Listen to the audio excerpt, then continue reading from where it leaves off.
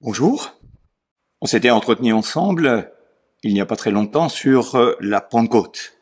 Et j'aimerais intituler cette prédication « Hop là, plus 3000 ». Acte 2, versets 31 à 41.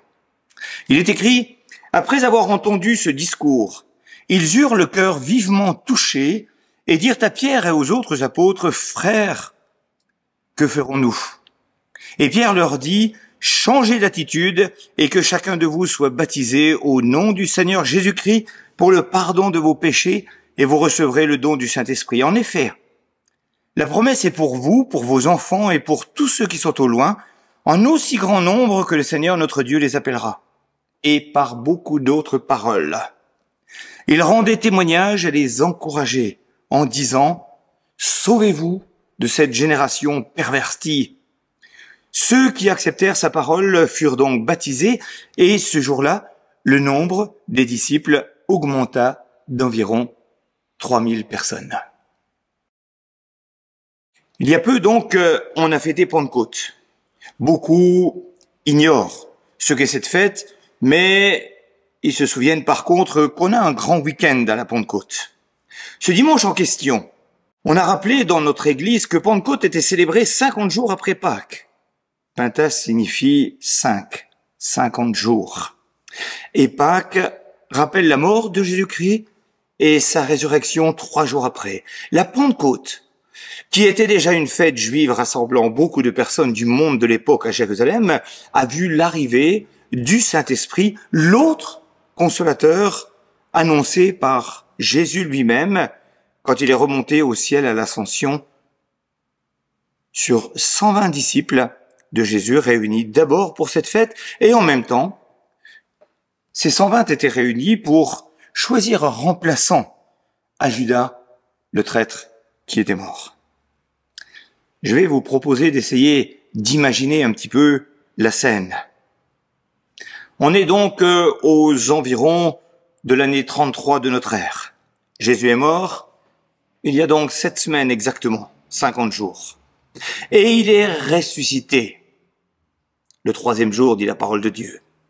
Son corps de ressuscité n'était pas tout à fait comme le nôtre, et on va remercier en particulier le disciple Thomas, entre autres, qui voulait avoir une preuve concrète en touchant ses poignets et son côté pour confirmer que c'était bien lui, Jésus.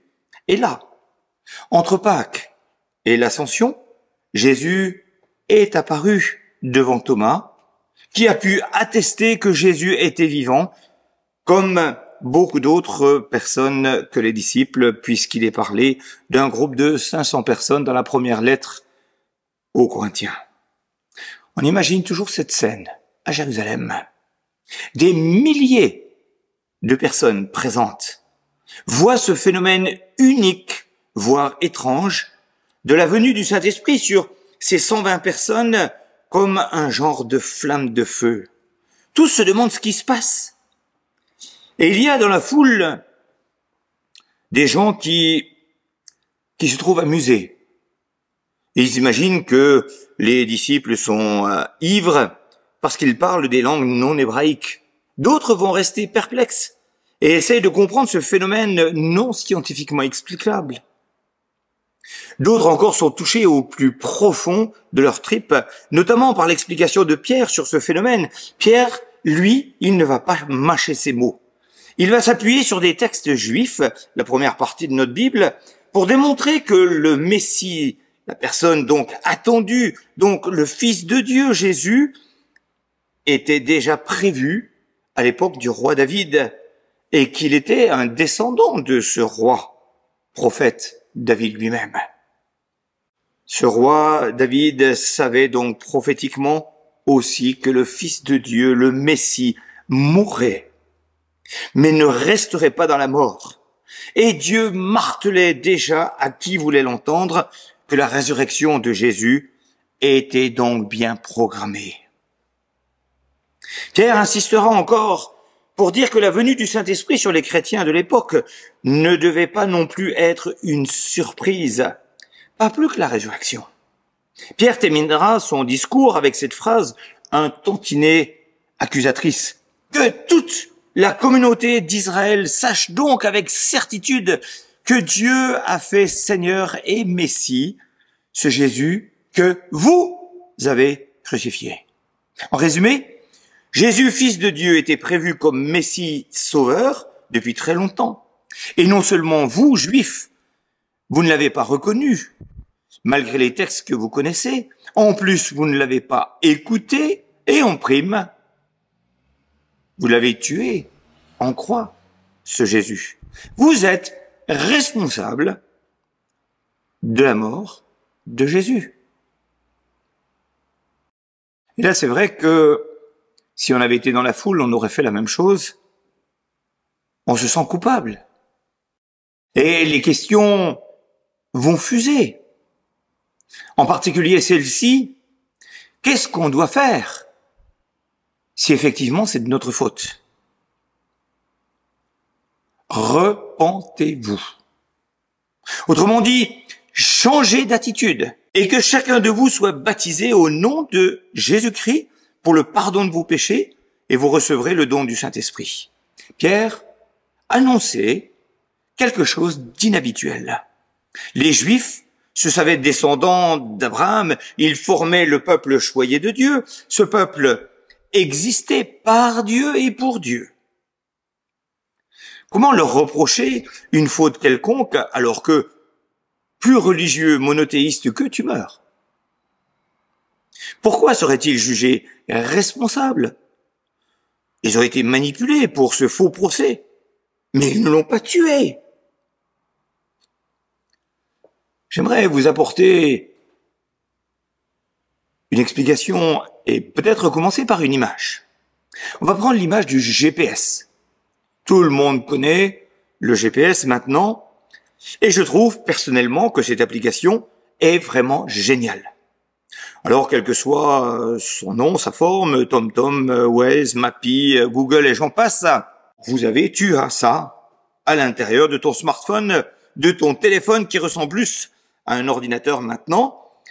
Tu as cela peut-être intégré dans ta voiture. Et ce GPS sait exactement où tu es.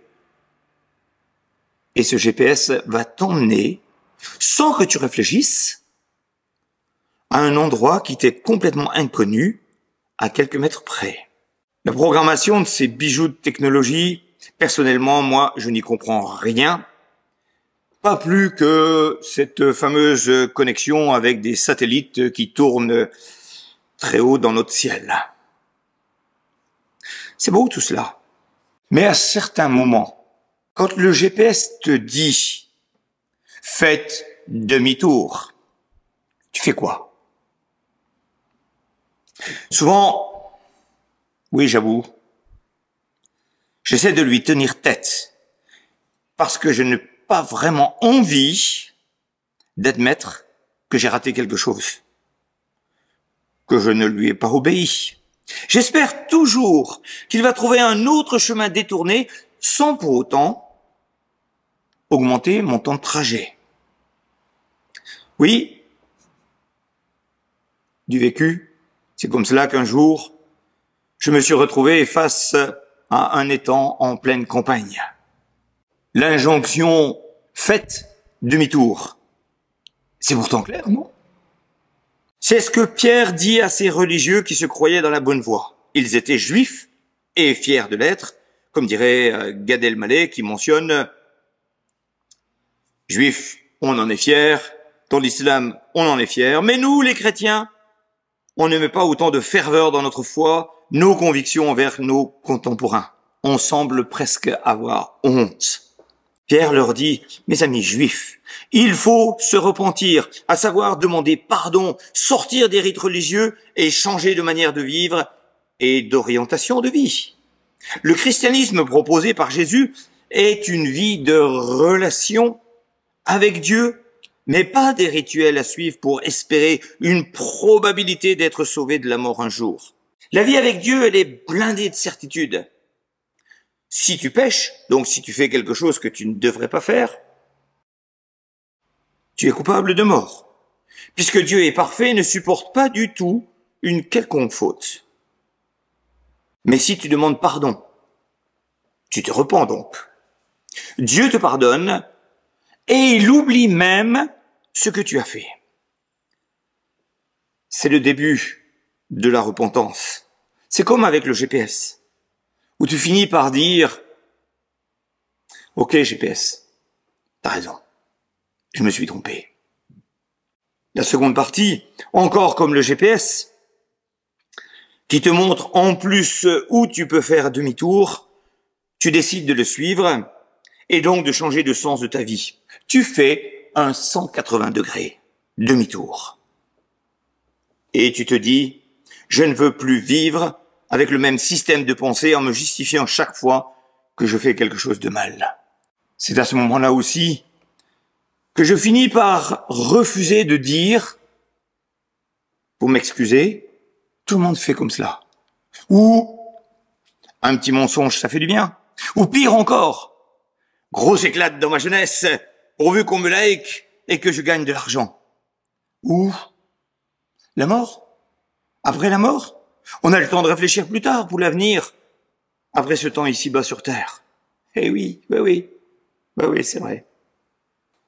Mais tu ne sais pas quand, ni comment tu vas mourir, ni même si tu auras le temps de réfléchir avant. Dans l'évangile de Jean, on lit une discussion de Jésus avec un enseignant juif très connu à l'époque.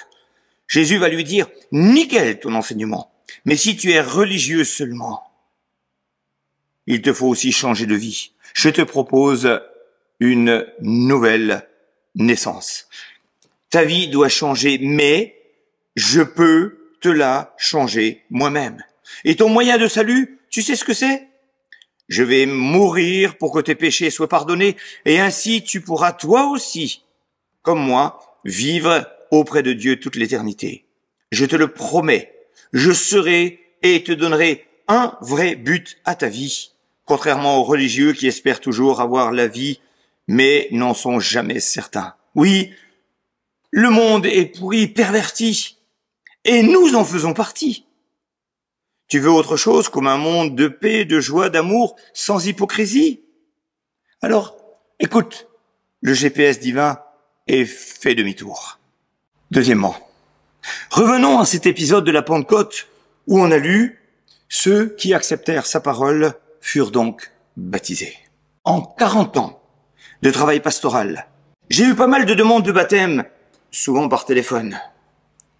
Après une première rencontre, pour savoir l'objectif de la demande de la personne, je me rends compte que bien des demandes sont juste des bouées de sauvetage. Ils pensent s'acheter un certificat de bonne conduite spirituelle en se faisant baptiser. Ils cherchent un baptême comme on achète un permis de conduire dans certains pays. Une anecdote en parlant de permis, je me souviens de ce jeune ami qui m'a déclaré un jour « J'aimerais trouver quelqu'un qui m'apprenne à conduire parce qu'en France, c'est difficile si on n'a pas appris. » En tant qu'étudiant étranger, j'ai le droit de conduire avec mon permis d'origine. Et là, j'apprends, stupéfait, que dans son pays, on achète son permis et on roule comme on peut. C'est ce qu'on appelle un apprentissage sur le tas. Tu m'étonnes qu'il y ait tant d'accidents. En réalité, le permis est là pour confirmer que tu sais conduire, mais pas pour apprendre à conduire. On est d'accord ? Alors l'explication, le baptême n'est donc pas un certificat de bonne conduite. Il est là pour montrer à tous que les baptisés ont suivi le GPS divin.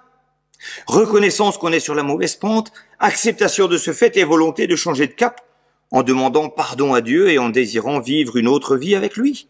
Le baptême ne change personne, mais la personne veut montrer au présent que sa vie a changé. Le baptême, il n'y a qu'une seule chose qui va se passer quand on pratique le baptême. Pour le baptisé, il arrive sec et il sort mouillé. C'est tout.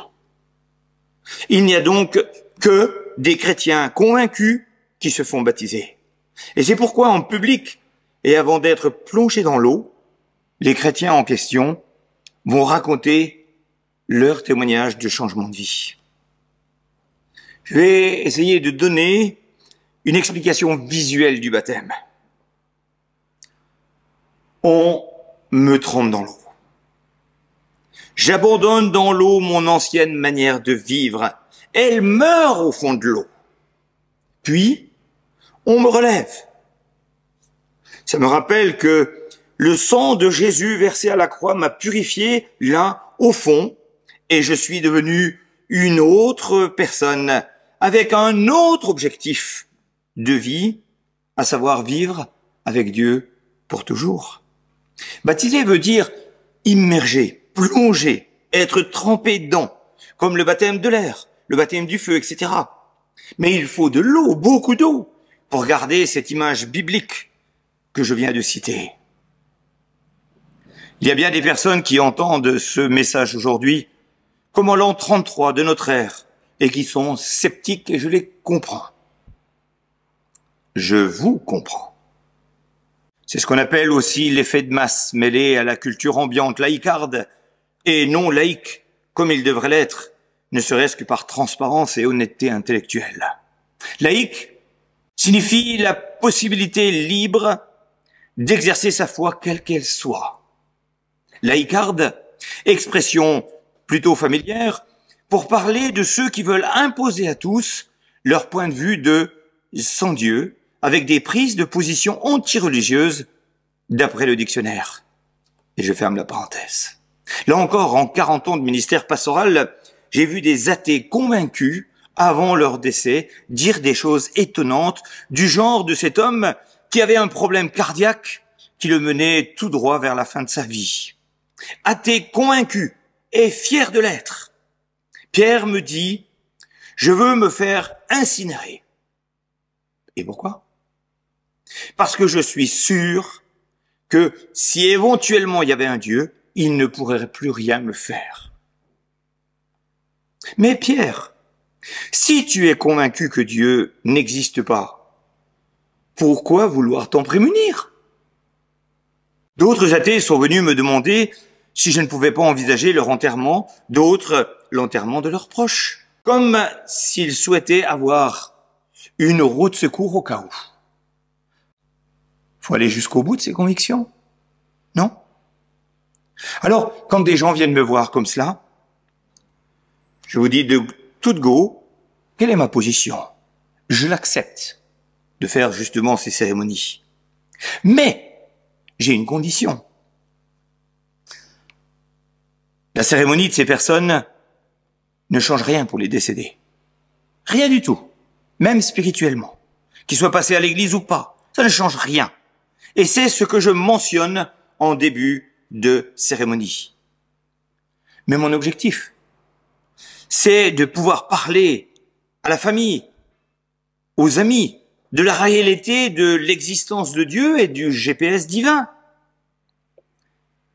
Pour que eux puissent avoir un sens et donner un sens à leur vie présente et une assurance pour leur vie future. Et je précise aussi à qui veut l'entendre que le changement de vie, comme le fait de se faire baptiser, est une décision individuelle et n'a aucune relation avec ou non la position, la foi spirituelle des parents, de l'entourage, quel que soit son âge. On ne naît pas chrétien, on le devient d'une manière personnelle. On ne se fait pas baptiser pour ses parents, mais pour soi envers Dieu. Souvenez-vous, en l'an 33 de notre ère, lors de cette Pentecôte spéciale décrite dans le texte Acte 2, 3000 personnes ont demandé à Dieu de changer leur vie. Ils ont ainsi eu le Saint-Esprit en eux comme guide et ils ont demandé et ils se sont fait baptiser. 3000 personnes. Imaginez la scène. Troisième et dernier élément, devenu disciple. On est disciple d'une personne et de ses idées. Qu'on le veuille ou non, on est tous disciples de quelqu'un qui existe encore ou qui a existé dans le passé. La Bible va déclarer que naturellement, on est même disciple du péché et de sa tête pensante, Satan, le diable. On en est même dépendant à notre insu et par héritage. Vous n'êtes pas convaincus? Parlons des enfants. Il y a deux choses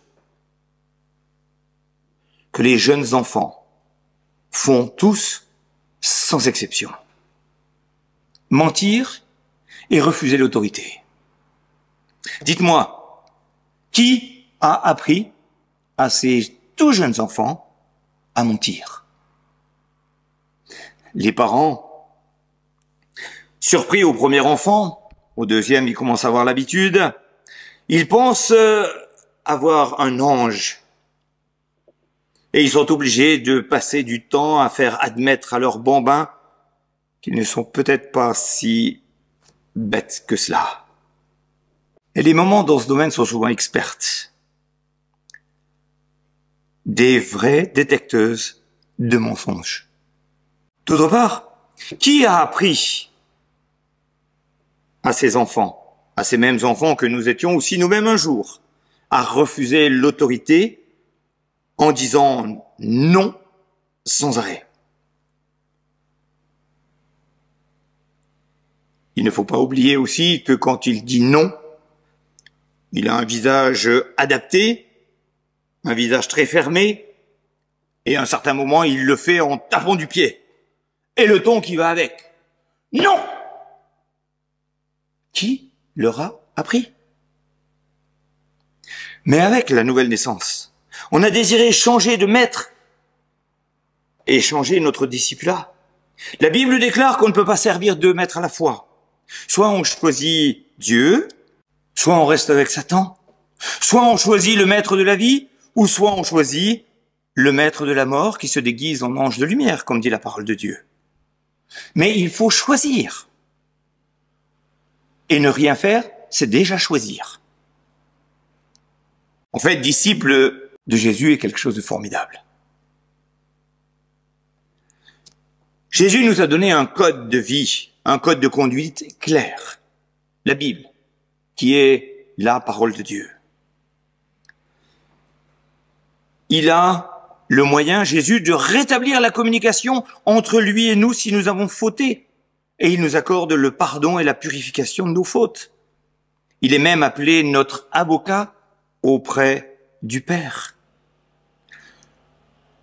Il nous donne la certitude d'être toujours avec nous, aujourd'hui et jusque dans l'éternité où il nous a préparé une place. Il nous précède tout au long de notre vie, d'où l'image de bon berger qu'est Jésus. Il nous écoute dans la prière et parle avec nous comme on parle avec un ami. Et le sixième, il nous rappelle que son joug est léger, contrairement à la tyrannie de l'ennemi, chef de notre dépendance au péché. Disciple de Jésus, c'est comme vivre avec un conjoint qu'on aime. On fait tellement de choses par amour pour l'autre et réciproquement. C'est vrai. Il y a effectivement des moments difficiles où on aurait envie de retourner à notre vie passée par appel discret de l'ennemi de nos âmes, mais on y revient parce que la vie avec Dieu est bien mieux que la dépendance destructrice au mal. Je vais reprendre mon affaire de GPS, mais là sous une forme d'acronyme. GPS comme grandir pour servir. Ce sera l'objectif du vrai chrétien. Vouloir grandir dans sa foi avec l'aide de Dieu pour mieux servir Dieu par amour. Je vais terminer cette prédication par 4 passages bibliques différents. Un passage que tout le monde devrait connaître par cœur, parce qu'il est l'objet de notre salut. Jean, chapitre 3, verset 16. Dieu, en effet, n'a pas envoyé son Fils dans le monde pour juger le monde, mais pour que le monde soit sauvé par lui. Deuxième passage, 2 Corinthiens 5, 17 et 18. Si quelqu'un est en Christ, il est une nouvelle créature, les choses anciennes sont passées, voici toutes choses sont devenues nouvelles. Et cela vient de Dieu qui nous a réconciliés avec lui par Jésus-Christ et qui nous a donné le ministère de la réconciliation. Matthieu 28, versets 18 à 20. Jésus s'approcha et leur dit, « Tout pouvoir m'a été donné dans le ciel et sur la terre. Alors, allez donc, faites de toutes les nations des disciples, baptisez-les au nom du Père, du Fils et du Saint-Esprit, et enseignez-leur à mettre en pratique tout ce que je vous ai prescrit, et moi, je suis avec vous tous les jours jusqu'à la fin du monde. » On va revenir à l'évangile de Jean, au chapitre 14, versets 2 et 3. Où Jésus va dire, « Il y a plusieurs demeures dans la maison de mon Père, et si cela n'était pas, je vous l'aurais dit. Je vais vous préparer une place. Et lorsque je m'en serai allé, et que je vous aurai préparé une place, je reviendrai, et je vous prendrai avec moi, afin que là où je suis, vous y soyez aussi. » Belle espérance chrétienne. Mais le texte d'aujourd'hui m'a encore rajouté ceci d'important. En effet, la promesse est pour vous, pour vos enfants et pour tous ceux qui sont au loin en aussi grand nombre que le Seigneur notre Dieu les appellera. Vous qui m'écoutez aujourd'hui, cette promesse de changement est aussi pour vous, et si vous souhaitez vous faire baptiser parce que vous croyez, alors n'hésitez pas. Amen.